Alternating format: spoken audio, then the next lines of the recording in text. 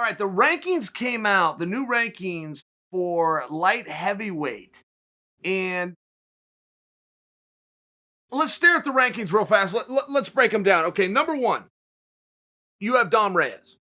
Number two, we got Thiago Santos. Number three, we got Jan Blachowicz. Number four, you got Glover Teixeira. And number five, you got somebody that you likely did not even hear of a week ago in Aleksandar Rakić. Now, the question always becomes, did they get them right? Are the rankings right? Well, before you look at the list and weigh your opinion, it is kind of important who else has that opinion, who's forming that. And one guy that you really got to listen to, one guy who has the right to an opinion as it pertains to light heavyweight, is Jon Jones. One thing that Jon has always done in his career, in all fairness, is try to fight the right guy. He did look for really hard fights, and he did look for the right guy, and he did try to deduce within his own mind who that should be, okay? Like Jon, don't like Jon, you got to give him that. Jon Jones would agree with this. Jon Jones agrees that Reyes was the guy, so they got him at one. But then also as you look at three, if you guys remember Blachowicz's last fight, it was in New Mexico. Jon was there. Jon was in the front row. Blachowicz looks out after he wins, points at Jon, calls him out. Jon stands up and says, "You got it." So Jon Jones has acknowledged how good Blachowicz is. Before you think I skipped one, Jon's already acknowledged how good Thiago is, which is why he competed with him. So when you do look at who's making the decisions and with what kind of credibility do they come, you can always have fun with that, and you can be a jerk about it or you can agree with it, but ultimately there is somebody whose opinion matters more. In fairness, it would be Jon's. Jon Jones' opinion of the light heavyweight division comes with credibility and value. These are all guys that Jon would agree with, and as you move down the list, look at Glover. Couple of things here on Glover. Not only does Glover get the nod, but to look at where Glover is age-wise and the fact that he's number 4. The last time the rankings came out, he was number 5. Glover has moved up one. And to do this later in life, by the way, I feel like it's a mention. There's some guys that you need to study, and you need to study them for different reasons, right? There's some guys you're going to study for a jab. There's some guys you're going to study for a feint. There's some guys you're going to study because they're great at marketing, they're really interesting, and people go and look at them for head. There's things to look at.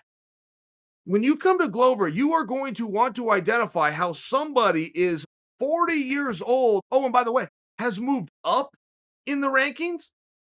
I would challenge you. Just tell me somebody else that has done that in any sport. I'd be very interested to hear. I would be you'd have my attention, and I'd want to know what it is they did, and I'd take a look at them and go, "Man, did you train differently, or are you thinking differently?" Hold that thought. We're going to come back to it. When you look at Rakić, there's also something very special to be said there. There's opportunity within this sport, but you have to go out and take it. Nobody's going to give it to you. You look at Rakić, he stepped up, main event, win against Lionheart, took an opportunity, and now he's recognized. Sounds very condescending how I introduced him earlier. He goes, "Well, a guy you haven't heard of a week ago." But that's true, and it's meant as a compliment. What a difference a day can make. What a difference the power of television can make. What a difference being a main event on ESPN when you're one of the few sports out there can make. In all fairness, right? That's why you take those opportunities. And he went out and seized it. Back up to Glover. I'm going to save you guys 2 hours right now. You give me 2 minutes, I'll save you 2 hours. Okay, do we have a deal? Here's what happened. There's a gentleman named Coach Beasy, and Coach Beasy wrote a book. Now, here's where I save you the time. You don't have to go read the book. I read it, I'm going to tell you about it, but it's called The Perfect Match. And all he does within this book is encourages you, the reader and the athlete, to look back at what your perfect performance was, and it doesn't mean you had to have a victory. Some of the great victories and some of the great triumphs will come in defeat. All that expression means is many times you have to overcome something bigger than your opponent in front of you, bigger than the score and the rules and the regulations of whatever event you're in. Sometimes you have to overcome a fear just to step out there in the first place. Sometimes you're so overwhelmed in a competition. Use a fight by example. This is going to be less than 1 round, but you make it the distance. You find a way to extend, you find a way to have good moments. And in that process, you gain a confidence, you learn something, you maybe get a little attention. But in many ways, your greatest triumphs can come from a defeat. I only offer that because if you're attempting to answer Coach Beasley's question to you as the author of the book, his question is for you to go out and identify what was your perfect match. Now, we're not talking outcome based. We're never talking outcome. We're talking about performance. When did you perform your best? Okay, great. Identify what it was. But now let's identify what happened. Why was that your perfect match? And I know what your answer is going to be. All of you have played a game. It could be cards. You played some dice. You competed in some kind of sport. But everybody's competed in something. And you had a day that was better than other days. And if challenged, you could go back and would probably even enjoy the reminiscence of looking back. But have you ever broken down why? And it's very simple to go, well, sometimes you have good days and sometimes you have bad days. Okay. That's lazy. Coach Beasley asks you to look a little bit more in depth, and he starts with, how much did you sleep the night before? When you got up the day of, did you eat anything that you can specifically remember that you had for breakfast and or lunch before you went into this competition? Did you wear a certain clothing that you can recall?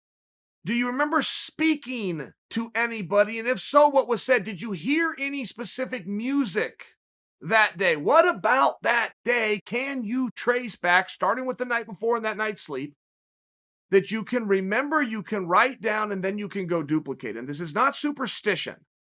This is not the batter that's got to hit his cleat with the bend, tap it this way and before the pitch comes. We're not talking about superstition. He's talking about if you can identify your perfect match, what specifically happened, and then go duplicate. How long did you warm up? Who did you warm up with? What kind of thoughts were you having that day? And they're not all going to be positive like people tell you. Did you have a fear? Did that fear then turn out to serve you? Did you have a confidence? Maybe you were that side of the positivity thought. Okay. Well, what made you positive and what made you just try to rework that day. Try to rework that event. Start it with the night before. You don't have to go back any further than that. And then rework the perfect match. And when you do look at Glover Teixeira, one thing that has come with his experience, he has found out what is the perfect match for him. You will never see Glover Teixeira in a time ever where he doesn't bring his skills and go out there and perform. Now, two-man sport, 50% chance of winning. Sometimes you get the gold, sometimes you get the silver. I understand these things. I'm talking about the performance. And when you do look at someone like Glover, who in many ways, I follow sports, guys. I think you do too. I'm asking you a legit challenge. Tell me anybody from any field who after the age of 40 has moved up, who's gotten closer. Look, if you got a number 5 ranking in the world, you've done something very special. I know sports, I can think of college football. If you can be ranked in the top 25, they will make a huge deal about that. That will be I've never seen a sport where you can get a reward for being in the top 25, but good for them. They spread it around. They spread around the praise. I like it. I just never seen it. I'm telling you, he's ranked number 5 in the world. That's a great job. Any time of your career, 18 years old, 38 years old, you did a very good job. He's moving up. He's now ranked number 4 in the world later in life. There's something to study there. How is this guy doing it? What is his perfect match? What is his perfect training camp? What is his perfect week? He at least knows the answer to that question. You would be very wise. If you ever meet Glover, if you ever have a moment, you'd be very wise to ask him,